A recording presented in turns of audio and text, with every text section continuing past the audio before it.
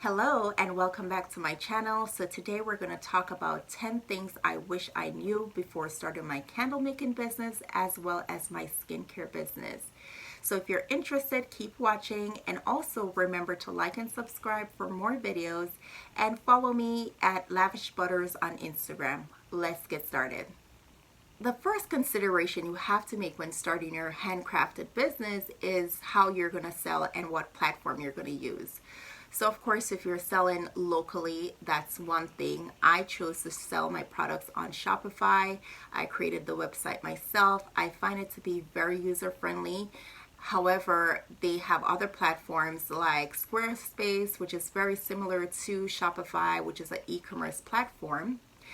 But you have sites like Etsy that actually has their audience already. So all you'll have to do is post your items on there and the audience will purchase. With Shopify, you will actually have to send people to your website, and that can be a challenge for a startup, especially because you're not yet recognized. Nobody knows your brand, and so you'll have to build up that content on social media, create awareness for your brand, and then you'll eventually make sales. So again, one of my learning opportunities was just to discover that, hey, Shopify might not be the way I wanted to start my business. Etsy might be the best, but you have to weigh your options, but definitely something that you'll want to consider. I personally have tried Shopify. I have created Facebook ads to drive traffic to my website. I did not find that to be very beneficial for me. I'm not a guru of marketing or anything like that, but definitely you want to think about what budget you're going to put into Facebook or different social media platforms to get your Shopify or e-commerce site off the ground. Whereas Etsy, you will have that audience already. You just have to post and use your keywords, but I will definitely discuss all of that in a separate video. The next thing I want to talk about is your business and scaling. Okay, so when I started my business, I originally started just a skincare line. I eventually said, oh, I want to make candles as well, because of course these are my favorite things. I love candles. I like anything bath and body.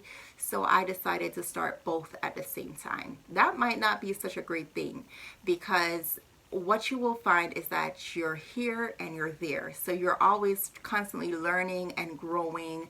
And with that, time will tell, right? So for example, I have a skincare line. I love making skincare products, and I dived into candle making. Did I perfect my craft before transitioning over to candle making? No, I did not. I did everything at the same time. So that's more inventory costs that I'm paying into my candle business when I could have focused all my funds on my skincare line, have a wider range of items that buyers can go online and see your items that you have.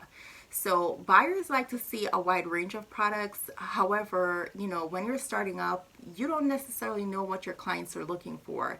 So I would just start with a few items, test the market. You can build up your social media, and you can definitely ask them, hey, would you prefer to have a body scrub or a body oil? You know what I mean? So that way you can get that feedback from your paying customers, and then develop a brand based on that.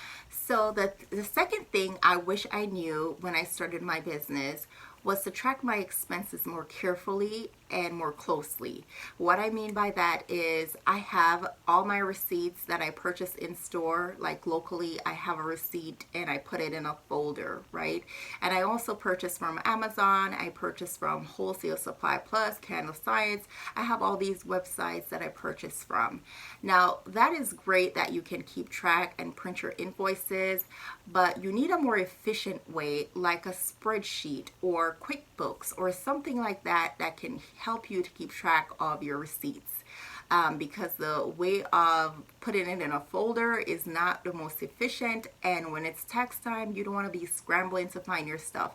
So if I could go back in time, day one, I would create my business account, make sure all my expenses are funneled through my business account, and I would also make sure that my business account is linked to my income that I receive from my business. So definitely you want to keep on track of your money. If not, you will not be able to track it or pay taxes if you pay quarterly or yearly, that's a separate topic, but you definitely want to keep track of your expenses up front.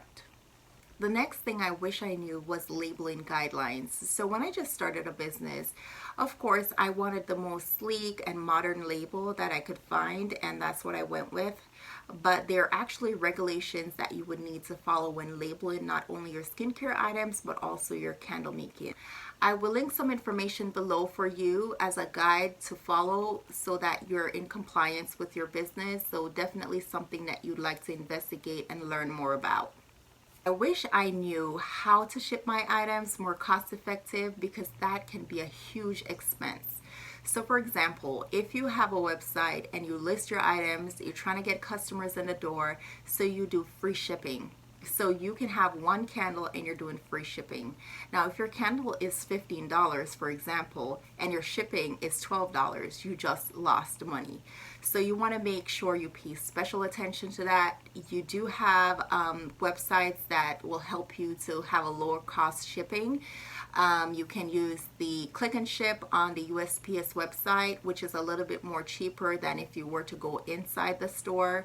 But I use a website called pirateship.com. It actually integrates with my Shopify website.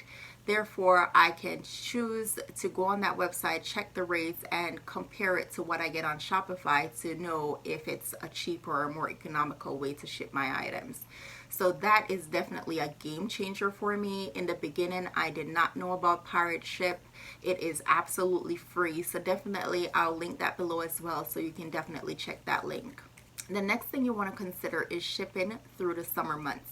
So we're talking from June up until September. The temperatures outside are hot and humid. Therefore, if you're shipping things like candles, wax melts, body butters, you will notice that it's more prone to melting.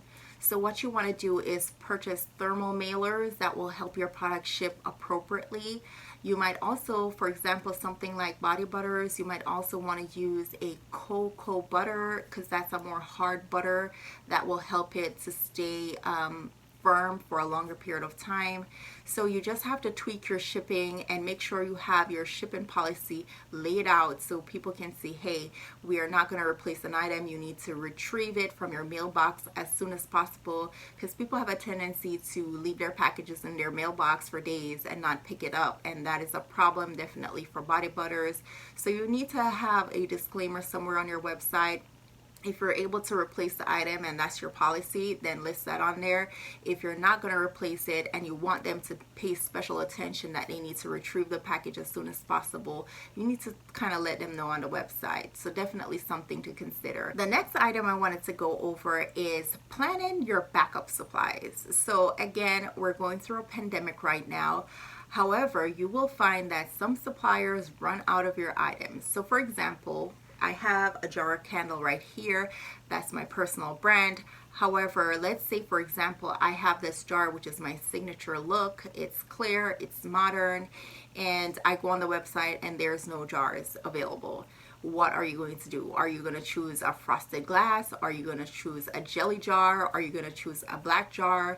So I would say you will need to have a backup plan. So if your candles are sold in a regular jar, you can possibly buy some jam jars, right? If it's similar in look and feel, or you might want to upload your new items to your website so people can take a look at what you now have to offer. So product photography is an ongoing thing. So that brings me to my next point, product photography.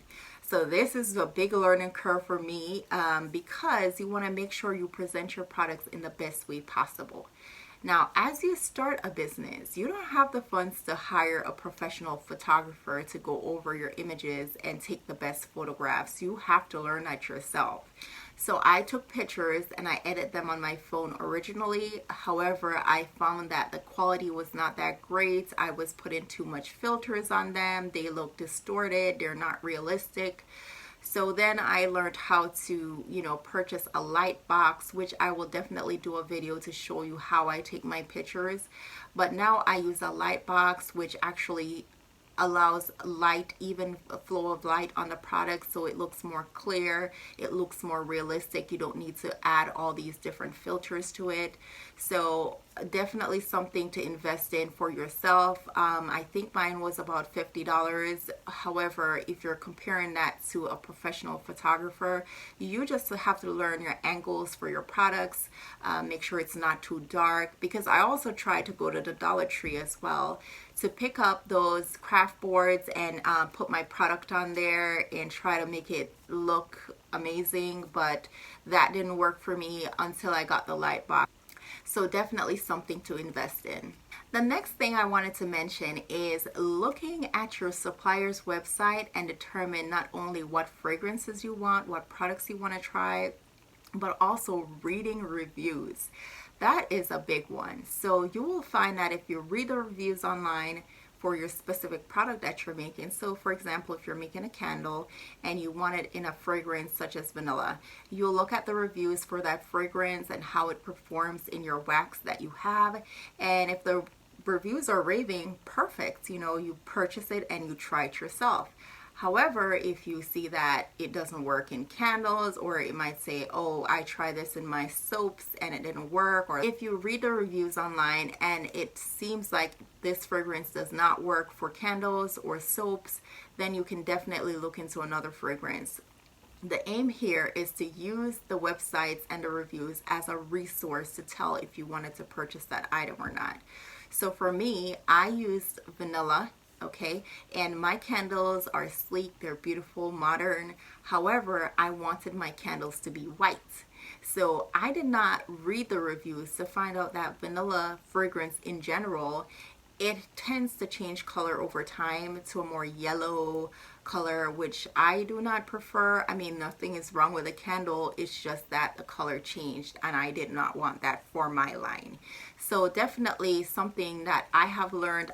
I make sure I read my reviews religiously just to see what people are saying about the products that I tend to buy, especially if I'm going to buy in bulk.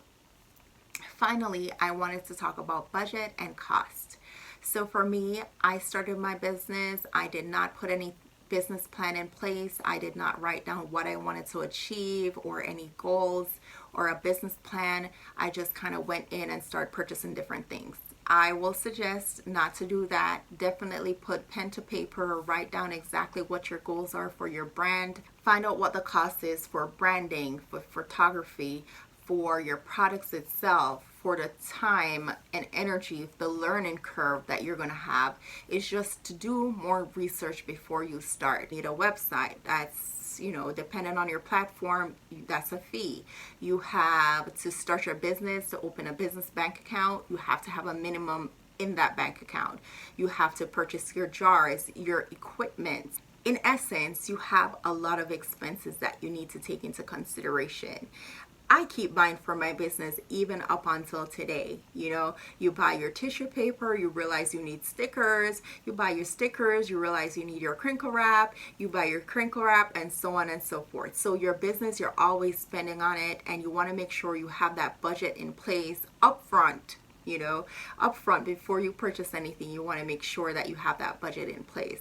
So I hope if you're starting a skincare business or a candle making business that you find this very useful. I know I wish somebody had told me some of these things, and then I would actually save a lot of money. So if you like this video, please go ahead and like and subscribe, and let me know what your pitfalls are and what mistakes you have learned from in the comments below. Please also remember to follow me at Lavish Butters on Instagram. Thank you so much for watching. Bye.